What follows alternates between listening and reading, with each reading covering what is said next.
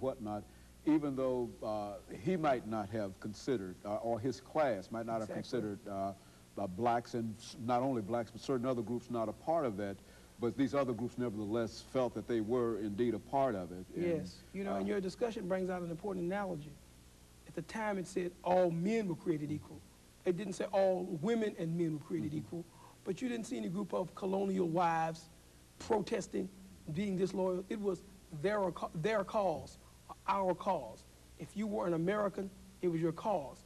And certainly with the African-American community, being here so many years, I often refer my students to the very famous publication by LaRon Bennett, historian, and the title of his book, Before the Mayflower, because the Mayflower arrived in 1620 at Plymouth Rock in New England.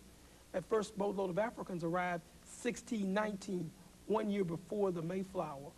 I mean, to me, at this point in time, it seems unthinkable that some people would ask, what is your stake in America?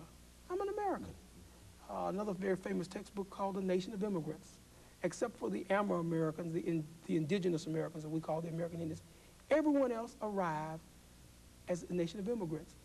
And as I consider myself a very loyal American, just point out that I see no need, no discussion of African Americans ever leaving Americans until all the Anglos go back to Britain, Germany, France, or Spain, because certainly when it comes to investment, blood, sweat, nerve, participation in wars, my people have given every ounce. You know, Dr. Mitchell, I think one thing that you've indicated here, and something that I think our audience ought to be aware of, is the so-called Back to Africa movement. And why don't you speak to that as a movement and the impact that... Well, you know, that's an interesting movement because people think it's something new with Alex Haley, or they think about Malcolm X.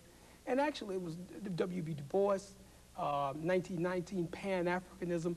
Du Bois was discussing that all people of color need to unite, and it's a wonderful idea.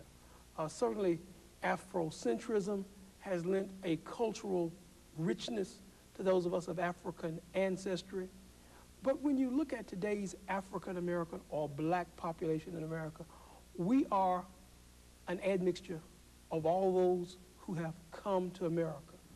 We are an admixture of every group that's here. And returning to our roots, we can certainly choose Africa as our spiritual home. But saying there's any, at least in my historical connotation, any natural linkage to returning, I think that does a disservice.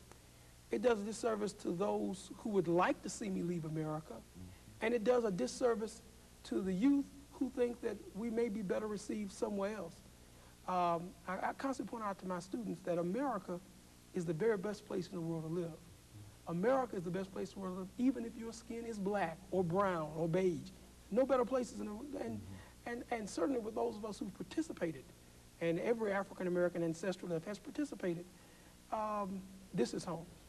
And so, of course, this morning we celebrate the Declaration of, well, the 4th of July and the Declaration of Independence. And what do you think are some of the outcomes of all of this? I mean, when we look at across the nation and we find that people are having celebrations, barbecues, and baseball games, and all those things. There's a festivity. I like to teach my classes about an American holiday. It's the 4th of July. We celebrate by eating a hot dog, which came from Germany, and some French fries, and a stein of beer. And those of us of African ancestry barbecue food. At least we eat the American watermelon. And that's a typical American holiday. What that is a United States holiday. It's a mixture of everyone who's came. You know, for many years, social scientists, when we were in graduate school, talked about a melting pot. Well, I think at this point, America has developed into a wonderful garden salad. Each of us brings some identity. Each of us brings some ingredient, not to overshadow. We all mix together. Hopefully, all of the discussions in America on cultural diversity and ethnicity understand that the American culture is the culture of all of us who've come, that we all lend.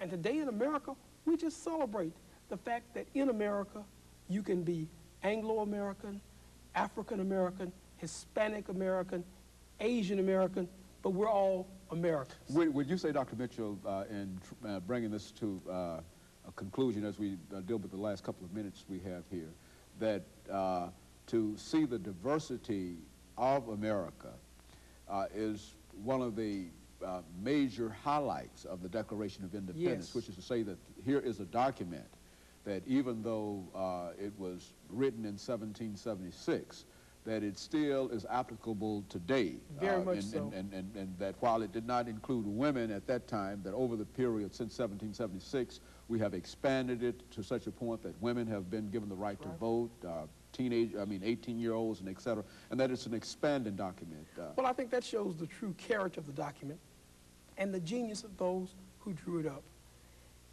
and the ability to capture a dream, the dream that all men are created equal.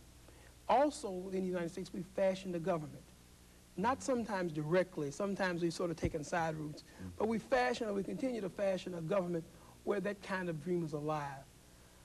America will only suffer when that dream is shut down. When every boy can't dream, or girl can't dream of becoming president, when every boy or girl can't think about attending Harvard, Fisk, or Tennessee State, when we begin to limit our choices, then we become bankrupt on the Declaration. As long as American culture and American business and American education is open to all. And I think it's also important that a lot of that promise of the Declaration was also that the gates to America remain open. We are an abundant nation. We are an inclusive nature, and that's part of a nation, and that's been part of our strength. I think if we look at closing that down or limiting opportunity, then the Declaration has become bankrupt. So as long as opportunity is available in America, then the Declaration will really have a real meaning to what we're all about. And a lasting effect. Very good. And Dr. Mitchell, during this last minute, let me thank you for bringing us that information dealing with American history and the black experience in America as well. Let me thank you for looking at a program like this, something to sort of center a celebration of the Declaration of Independence around, and as people go from here to church, there's certainly much to be thankful for in America. Very good. We certainly appreciate you saying that. And again, let me thank you for coming by and giving us that information today. And let me encourage you to tune in again next week for another informative edition of Comments. Thank you and good morning.